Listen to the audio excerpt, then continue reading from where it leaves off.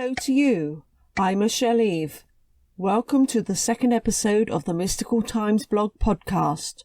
And for this episode, I'll be sharing some real-life spooky experiences that happened in pubs.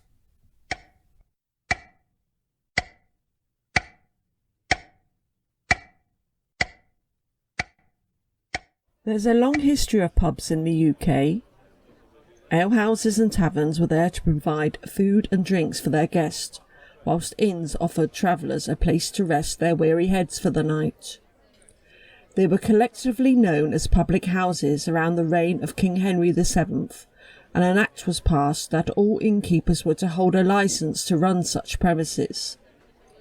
So it would be easy to imagine, with such a long history, the social aspect of a local pub and the amount of people using these establishments, that many pubs would be haunted.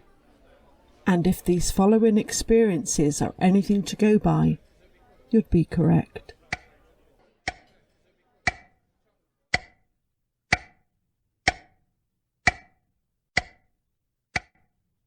The first pub we are going to visit is the Bull Hotel in Fairford, Gloucestershire. It's a pretty Grade 2 listed building, but the Bull was actually two previous pubs, the George and the Bull, that were later joined together to make one property. But the original building of the Bull was a monk's chanting house, and during the 18th and 19th centuries it was a coaching inn on the Gloucester to London Turnpike Road, where it had 30 stables for the coach-pulling horses who would feed and rest in those stables. The George once served as a post office and was also a pub that was for the servant land workers. Joseph wrote to me about the Bull, as he was once the landlord there back in the 1970s. The Bull had plenty of regular guests who stayed over, and this particular morning it was a regular guest that Joseph noticed. This guest, who was a scientist, just sat at his table but was not eating anything, and he was just staring ahead. So Joseph approached him and asked after his health, thinking perhaps the guest was unwell. The guest went on to explain an experience he had in his room during the early hours of the morning. He was awoken by a presence he felt, and when he opened his eyes, he saw a hooded figure glide across the room at waist height. This had shocked the guest, and he had been awake since the incident, as he had not been able to make sense of it at all. It was later on that day that Joseph decided to investigate the room that the guest had seen this figure in. Joseph went upstairs with his dog, but the dog's hackles rose and he fled down the stairs. Joseph, with the help of some other staff, took measurements of where the old front door of the monk's chanting house used to be, as when the building was renovated, the fireplace in the bar area had been raised so that the top half of the original front door was in line with the room where the apparition had been seen, so that's why it was only seen from the waist up. Also, it's been recently reported that a secret tunnel was discovered leading from the Bull to the medieval church nearby.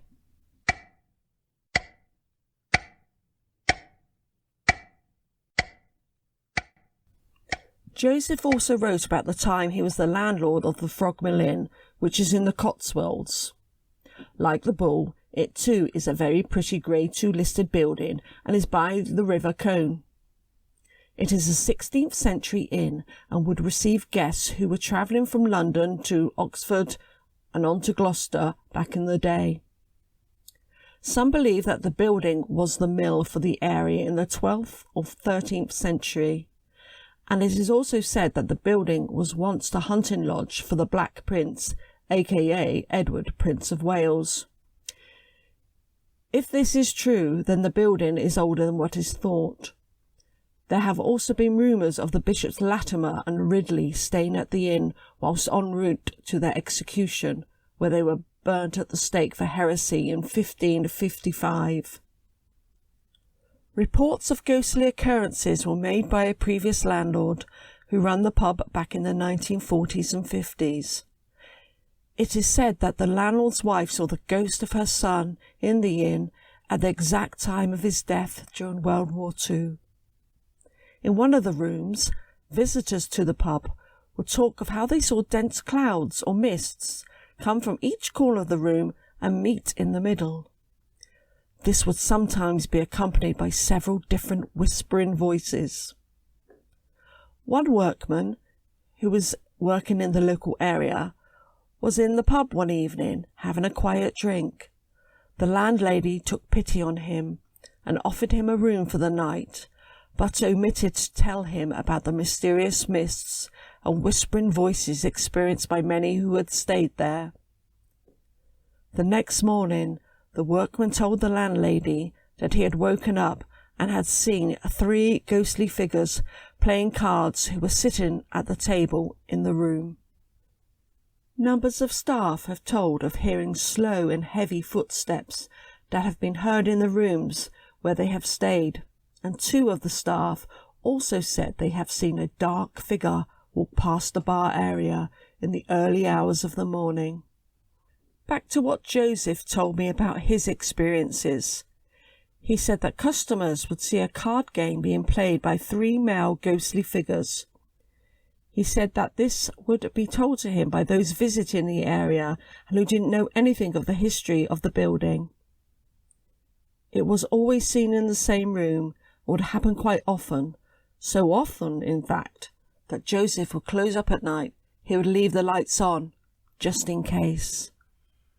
A figure of a woman from the waist up has also been witnessed. This was in the bar area, and this is where the floor had been raised by a few feet. One of the rooms was uncomfortably cold, no matter what the weather, and Joseph's dog would never, ever enter that room.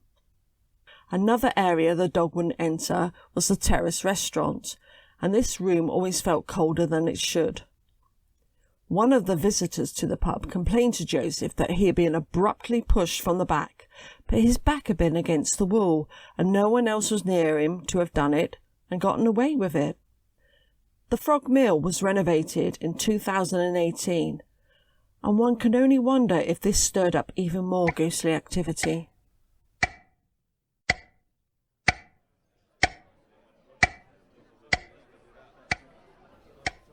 I'm calling time, as it's the end of the podcast. I hope you enjoy these spooky pub experiences, and don't forget, if you've had a spooky experience in or around Gloucestershire, then please contact me at my website www.mysticaltimesblog.com. For the 3rd episode, I'll be talking about the most haunted village in the country, Prestbury in Gloucestershire. Till next time.